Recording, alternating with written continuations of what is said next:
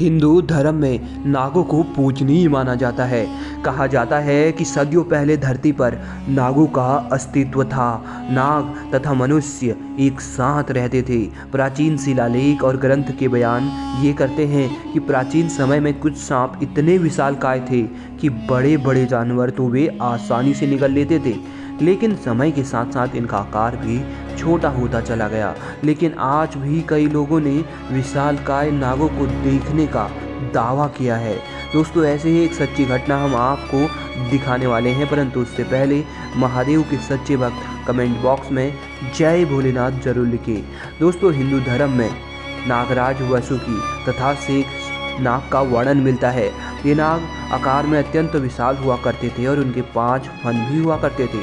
लेकिन इन नागों का दर्शन करना आज के कलयुग में एक सामान्य मनुष्य के लिए संभव नहीं, परंतु फिर भी कई बार ऐसी घटना घटित हुई है जिसमें कई भक्तों ने 5 मुख वाले सांप यानी शेषनाग को देखने का दावा किया है। अगर आप अपने बुजुर्गों से पूछेंगे तो आपको उनसे कई ऐसे किस्से सुनने को मिल जाएंगे कि उन्होंने मणिधारी नाग देखे हैं या फिर 5 फन वाले नाग देखे हैं। अगर दोस्तों आपको लगता है कि ऐसे नाग नहीं होते तो आप ही बताइए कि इनका जिक्र पुराणों में आखिर क्यों किया गया है। ऐसा माना जाता है कि आज भी कुछ विशेष गुप्त स्थानों पर ये नाग देखे जा सकते हैं। कई बार विशेष अवसरों पर इन नागों ने अचानक प्रकट होकर लोगों को दिखाया है और फिर वे गायब भी हो जाते हैं। आज हम आपको एक ऐसे ही चमत्कार की घटना के बारे में बताने वाले हैं जब शेष नाग ने साक्षात लोगों को अपने दर्शन दिए। दोस्तों, ये घटना आज से करीब 10 साल पुरानी है, जब गौर गांव में रहने वाली सीताबाई को साक्षात शेषनाग ने दर्शन दिए। सीताबाई बहुत ही संस्कारी और भगवान पर आस्था रखने वाली महिला थी। उन्होंने अपने जीवन काल में भगवान शिव को बहुत पूजा और उनकी आराधना करी थी तथा बुढ़ापे में भी वे भगवान शिव को याद करना कभी नहीं छोड़ी। प्रतिदिन महादेव शिव के मंदिर शिव के दर्शन करना उनका नियम था। लेकिन एक बार सीताबाई को शिवजी ने ऐसा चमत्कार दिखाया जिसकी उन्होंने कभी कल्पना भी नहीं करी थी। वैसे तो सभी गांव वालों को ये मालूम था कि सीताबाई महादेव की परम भक्त है, इसीलिए गांव में जब भी कोई बीमार पड़ता तो वो सीताबाई के पास आया करते और सीताबाई उस बीमारी की नज़र उतारा करती थी और वह व्यक्ति शीघ्र ही बीमारी से मुक्त हो जाया करता।